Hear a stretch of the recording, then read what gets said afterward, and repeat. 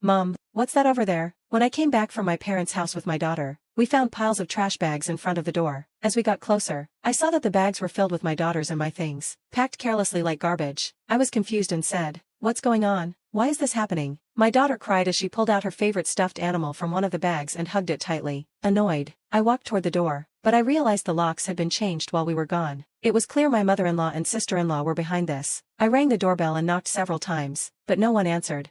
"What is this? This is awful," I whispered. When I looked closely, one of the trash bags had a note on it that said, "Parasites, go away, don't come back." I was furious and muttered under my breath, "The real parasites are you." This was the worst treatment I had ever gotten from my in-laws in 15 years. It hurt even more that they treated my daughter this way. My patience was gone, and I was so angry that I packed up our stuff and we drove back to my parents' house. "I'll never come back here again," I said. "Let's see what happens to the parasites when their support is gone." My name is Emily, and I'm 43 years old. I live with my husband, daughter, and my husband's mom and sister. It's not a peaceful home. I work from home, but things are never calm here. The problem is with my mother-in-law and sister-in-law, Linda. They've disliked me for over 10 years. As my daughter, Lily, grew older, I cared less about their treatment, but it still bothered me. I work as a personal consultant. I started as a fortune teller, but when my blog became popular, I began getting more requests about customer attraction, and that's how I ended up in this field. I met my husband, Mark, through a friend when I was still learning to be a fortune teller. I was also working at a pharmaceutical company and doing affiliate marketing on the side, which was finally starting to grow. Mark gave me advice on how to get more clients when I struggled with my fortune telling. His kindness made me like him, and soon we started dating. We got married a year later. At that time, our finances were tight, but Mark always supported me. I felt so lucky to be married to him. A year after we got married, we started living with my in-laws. It all started when my father-in-law passed away unexpectedly. My mother-in-law felt unsure about the future and asked Mark to move in with her. We agreed to live with her if she took care of the house. At first, she seemed happy with the idea, and I thought we would get along well, but I was wrong. 2 months later, she started ignoring me completely, possibly because I wasn't helping with the chores. Then, my sister-in-law, Linda, also started ignoring me. I didn't mind being ignored, but what really bothered me was that my mother-in-law started telling others bad things about me. She told my sister-in-law, neighbors, and relatives that I stayed home and said I was working while leaving all the housework to my mother-in-law. If I tried to speak up, she would yell back 100 times, so I just ignored her. Things got worse when my mother-in-law told others, "Don't talk to her, it'll be a problem." Because of that, people around us started responding to me coldly. It felt like I was isolated, and it became really hard. I asked her to stop spreading these lies, but she ignored me. Even though my mother-in-law's attitude softened a bit after Lily was born 2 years later, it didn't change much. She loved Lily, though, and I appreciated her help with chores and childcare, especially since my work got busier. At the same time, Mark's side business started struggling. He wasn't able to keep up with changes in affiliate marketing. He came to me and said, "Emily, can you help cover a little more of the monthly expenses?" I agreed, since my business was growing and I had more clients. Even though I suggested ways to help his business, Mark wanted to handle it alone. "I'll try on my own." "I'm sorry," he said. At the start of our marriage, Mark was in charge of the finances. When I earned less, he let me contribute more. As my income grew, I sent money to Mark each month, and he would give me a set amount for living expenses. I could send as much as $1,000 some months, though not every time. If I used savings, I could send even more. I knew Mark was struggling, but he didn't want to ask me for help. He spent more time working after hours, and came home later each day. When Lily was about 5, Linda got married and moved out. She lived nearby and often brought her son, Timmy, to our house during the day. When Timmy turned 1, Linda decided she wanted to start a part-time job. My mother-in-law was happy to take care of Timmy until the evening, and Linda was really grateful, saying, "Thank you, I'm so happy." But as my mother-in-law spent more time with Timmy, she started to treat him better than Lily. When they fought, my mother-in-law would scold Lily, comparing her to Timmy. Over time, Lily started to stay close to me and didn't like my mother-in-law's behavior.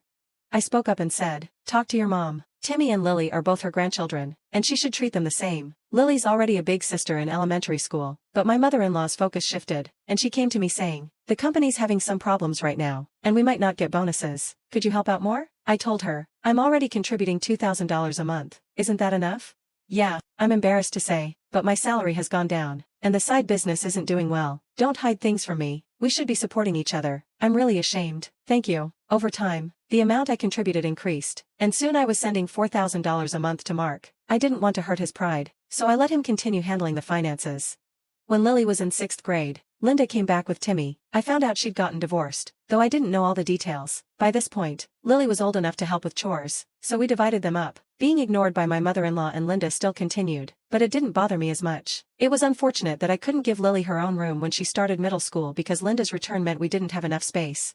One night, we were talking about which tutoring school Lily should attend for middle school, and Linda suddenly said, "Hey, tutoring is expensive. Why doesn't Lily study by herself? Could you stop saying that? I'm paying for her tutoring, and it's none of your business." "What? You're paying? Impossible. You don't make any money. Mark said he's supporting you. You're just a leech, right? Haha, you married him for his money, didn't you?"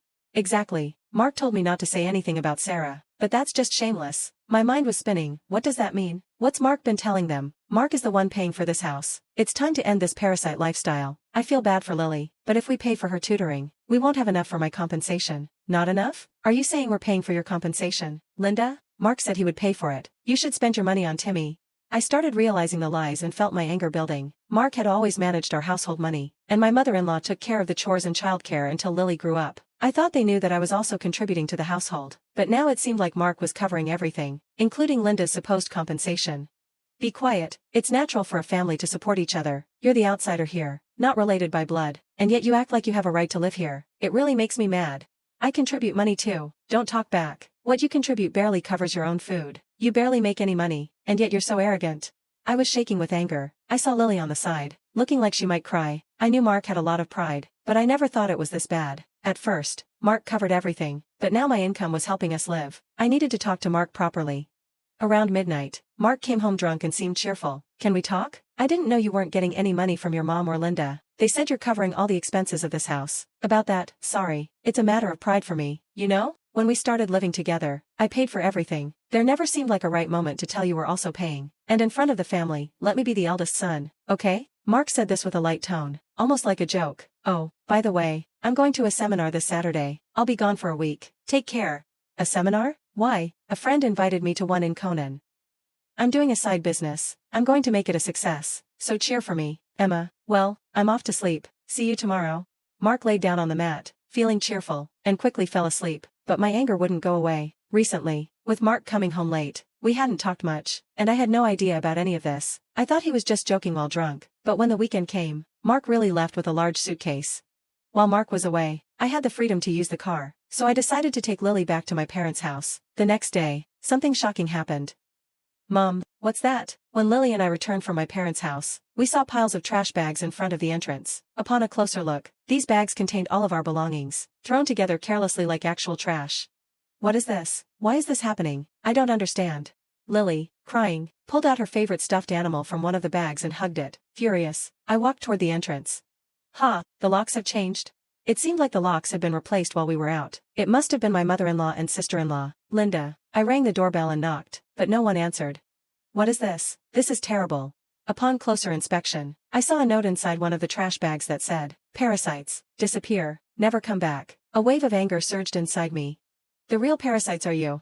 I couldn't hold back and let out a curse. This was the worst treatment I had ever received from my in-laws in 15 years, not just towards me, but making Lily feel this way too. My patience finally snapped. Furious, I loaded our things into the car, and we headed back to my parents' house.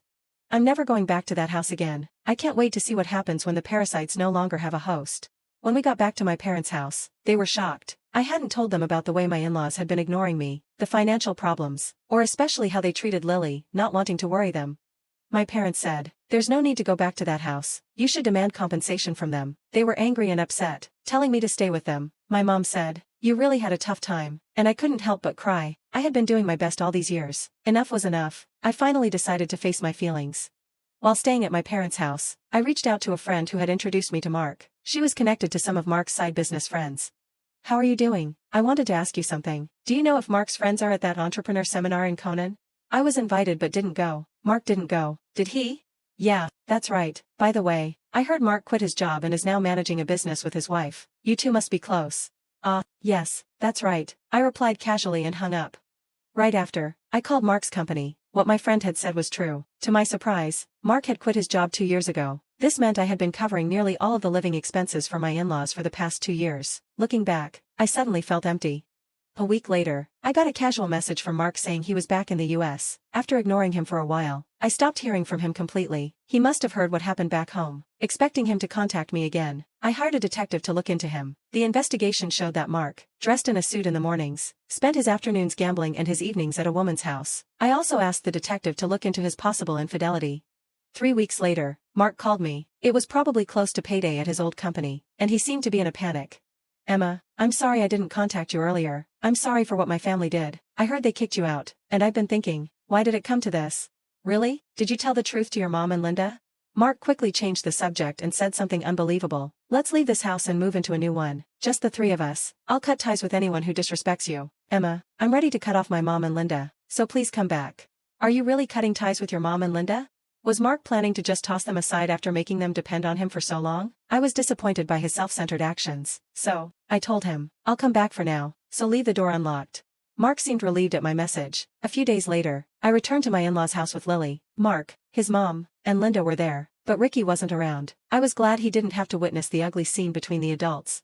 When Mark made some comments, I ignored the two women and pulled out a divorce form from my bag. I confronted the surprised Mark. I heard you quit your job without telling me. Since we were supposedly running a business together, does that mean the $4,000 I've been transferring every month was actually your salary? Mark tried to explain. No, that's not it. I told you the business was struggling, right? So I decided to quit before I got fired. Really? I heard you quit 2 years ago, right? I called your company, and it's still not bankrupt. Mark went silent. I pressed him further. By the way, what role do you play in our joint business? Are you managing it? Are you the accountant? Mark got more uneasy, sweating nervously. Mark is supporting the whole family, right, Mom? I asked. He quit his job. His side business isn't doing well, and it's still a mystery where the money is coming from. I'm leaving, but please continue to get financial help from Mark. My mother-in-law and Linda's faces turned pale. But the other day, on the phone, you were crying and begging to save only yourself, saying you'd cut ties with your mom and sister. Haha, but that won't happen. I'm cutting off Mark too. What do you mean? I don't understand, Linda demanded. Mark hasn't been going to work. That's a lie. He leaves in a suit every day, but Emma has been supporting the household. It's true, Emma's been paying for everything for years. I'm unemployed now, and there's no side business. We're going to have a hard time because you guys kicked Emma out. We could have had an easier life if you hadn't made things difficult. What do you mean by that? You were planning to abandon us, weren't you? Mark's words set off my mother-in-law and Linda. As the three of them started causing a scene, Lily and I decided to take action. I came to grab some things I forgot. I took a cleaning robot I bought within the last 6 months, an expensive microwave my mother-in-law loved, and the beauty device Linda had gotten from Mark. Wait, that's mine. This is mine since I bought it with my money, or you can pay me back for it. Linda fell silent at my words. I then searched for and gathered my belongings from their rooms. The things they had set out didn't include my expensive brand bags and accessories. Why are you taking that too? This is mine. I ignored their complaints and sweet talk. Finally, I dropped a bombshell on Mark. Oh, I forgot. I plan to claim compensation from your mistress, Mary, too. Tell her it's no use running away. What? How do you know about her? I know you went to Conan with Mary recently. Good for you, right? Of course. I have all the evidence of the affair, so there's no escaping it. No way. You've been deceiving me and having fun for the past 2 years. I'll be claiming compensation for the affair, child support for Lily, and, oh, you were secretly paying Linda's compensation too? I'll be claiming that back as well. As I prepared to leave, my mother-in-law and Linda desperately tried to stop me. I was wrong, Emma, I'm sorry. We just believed what Mark said. We can't live without you. We'll do anything. Please help us. I can't pay you back for the compensation. I'm sorry too. I apologize for everything. You'll forgive us, right? I couldn't help but laugh at their foolish faces. They had finally realized who had been supporting their lifestyle, realizing too late that their non-blood related support was gone. Let's just ignore these people. Mom, let's go home. Yes, that's right. Mark, you'll be hearing from the lawyer soon. Please take care of it. Leaving a dejected Mark behind, we returned home with the items we had collected. Later, my divorce with Mark was finalized, and I demanded compensation through a lawyer. I received numerous apologies and pleas for reconciliation from my mother-in-law and Linda, but I ignored them all. Surprisingly, there was still some inheritance left from Mark's father. The fact that they had been living off my money without using their own angered me again. However, the inheritance wasn't enough for the compensation, and ultimately, they had to sell the house to make a lump sum payment. Naturally, this included the compensation I had been paying for Linda. After selling the house, I don't know what became of Mark's family. I hope Mark can take care of his family, but ultimately, he will choose his path.